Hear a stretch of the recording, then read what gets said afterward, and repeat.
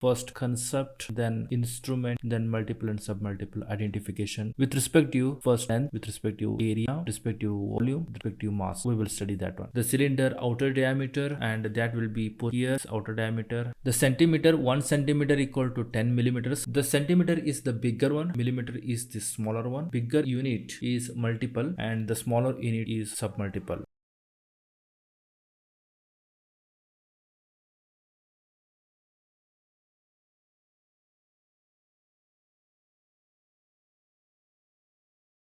Today we are going to study about measurement of length, how the length will be measured, what are the instruments will be used, and what are the multiples and submultiples, how to identify.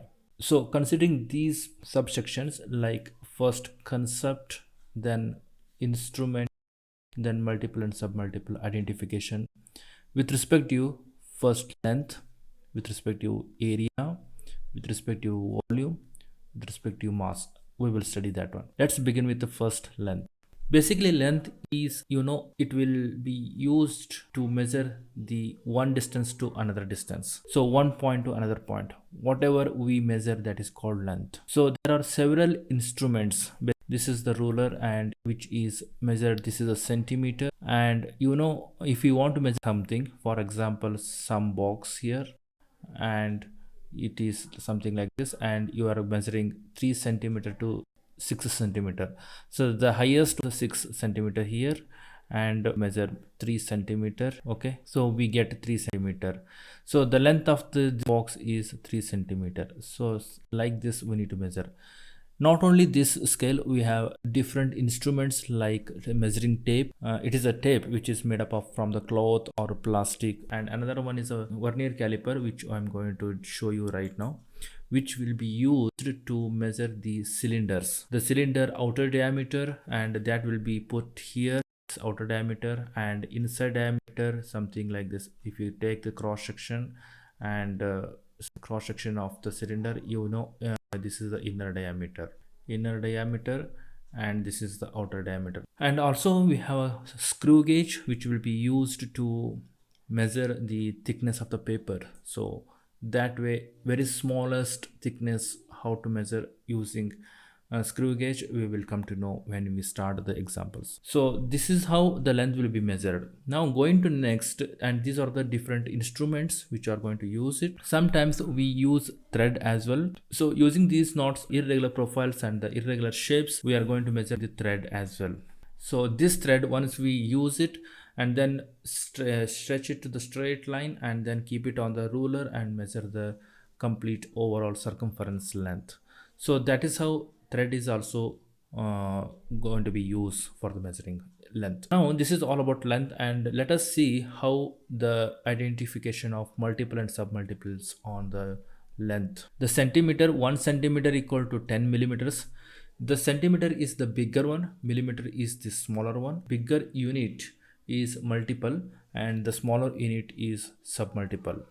And the meter, and when you compare with the centimeter, the meter is the bigger one, hence it is a multiple, and centimeter is the one which is smaller compared to meter, hence it is a submultiple. So like that, kilometer and meter, hectometer, meter, decameter, meter, so on like this. These are the multiples and submultiples with respect to length.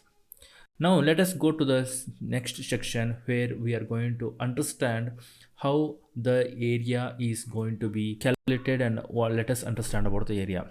Basically, area is also a derived quantity and length is the fundamental quantity. The area is a derived quantity, which means it is derived from the length. Okay, see, now use the bottom here, there is a formula called width into breadth. How the width will be calculated? This is the box. Okay, this is the box, and we are measuring from this point to this point with using the ruler, and we are getting one length. Okay, that is for x centimeter or meter, whatever. Okay, and we are also measuring the breadth of the box, that is this one. This is y centimeter or meter. So when we multiply together, we get area. This is centimeter square or meter square, depending upon the what unit we are using. So that's how the area will be going to calculate. So this is with respect to regular surface. What if the surface is irregular, like something like this? So in this case, we are going to use the graph. In the graph, we have x-axis, y-axis, and the coordinate system. We are going to measure with respect to that coordinate system. So that's how the irregular surfaces will be measured. So now next, let us go into the next section where we are going to learn about volume. Now let's understand about volume. The definition says the amount of matter. What do you mean by matter? See, right now you see the box here. Okay, this is the box. Okay, anything inside filled with the box is called matter. So matter contained in an object. Right now the box we are referring as object. Okay, and in that, in the three-dimensional space. So that's how it is. So right now I have mentioned A, B, and C. A is the width, B is the breadth, and C is the height. So we are using unit as a constant, because whatever we measure it, whether we measure in the centimeter, whether we measure in the millimeter, we should, when we do the calculation, the units should be, we have to convert and make it only single unit. It should not be millimeter into meter and into centimeter. It should not be like that. If you are multiplying, then it should be meter. If you addition, it should be meter. If you subtraction, it should be meter. Only one quantity we should maintain. So right now I have maintained only meter. So that's how it is. Okay. And here, whatever the third one is height. That is where this is one dimension. This is one dimension, 1D. This is 2D. And this is 3D. So three-dimensional space which is covering by the matter, the complete matter space is called volume. Means space, empty space, whatever it is. So when we call it, when we multiply it in BC, we get m into m. This is called cubic meter. So cubic meter is always expressed to measuring the volume. That's how it is. And now let us understand a little bit further how exactly different type of volume can be measured with respect to the shape. So right now we classified into two categories. One is solid, okay, another is liquid. The solid one is once again two categories. One is a regular shape and another one is a irregular shape. So the irregular shape is also part of the solid, but how do we measure that? Let's understand in different way. First, coming to the regular shape, right now square box, it is a proper regular shape.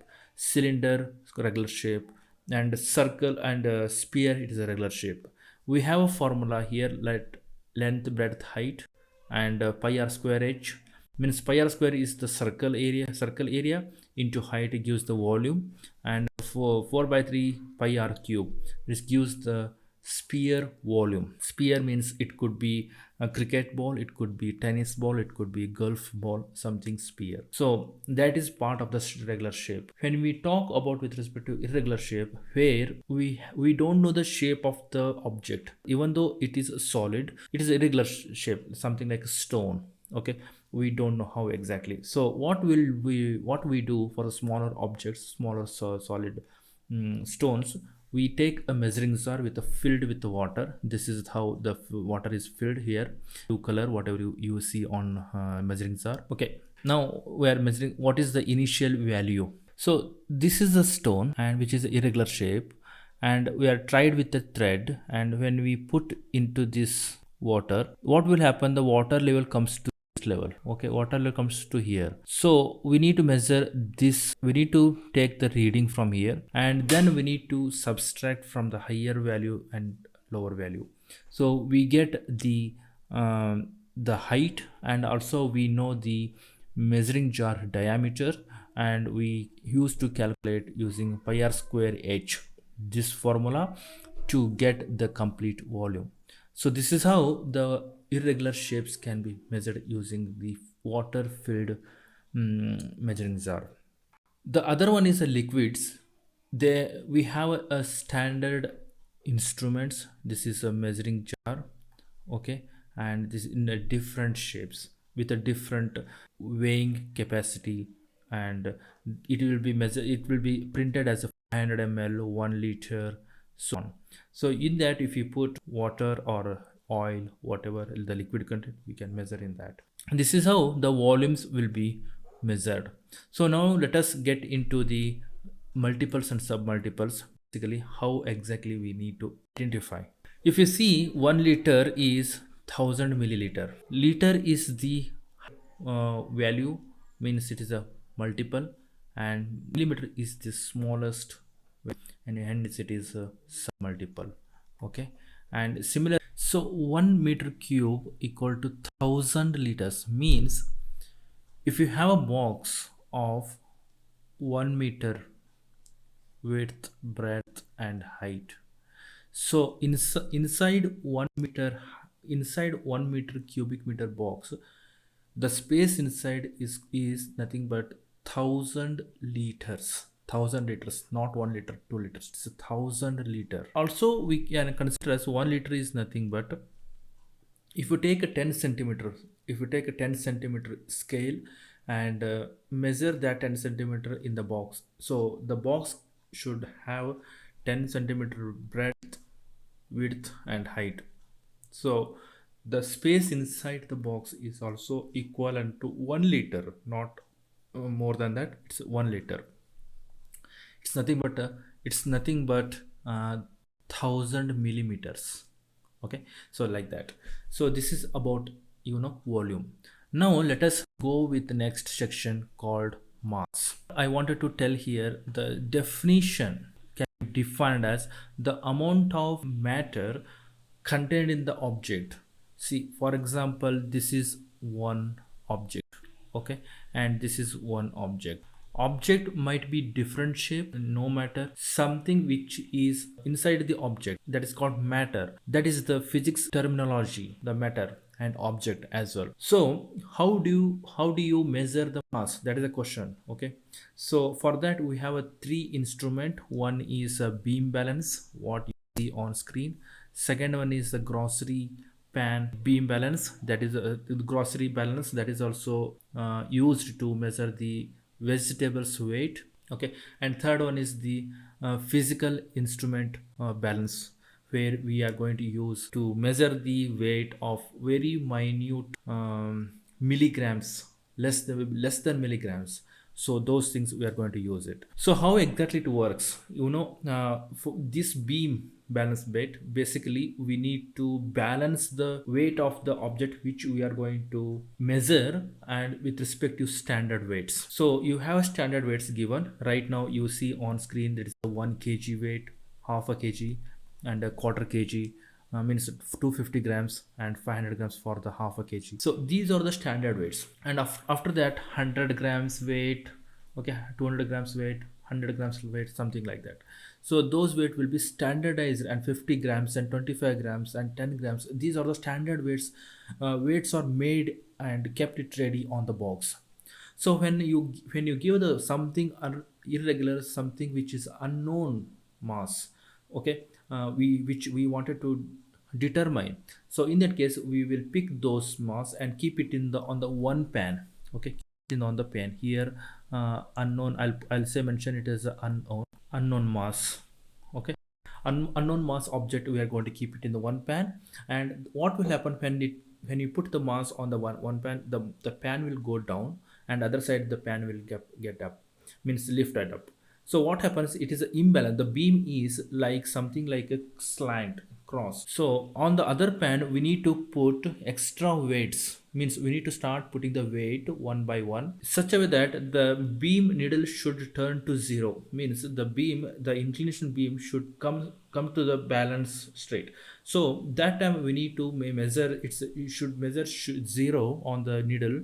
That time we will see that the unknown mass weight is exactly equal to the standard weight which are put on the other pan.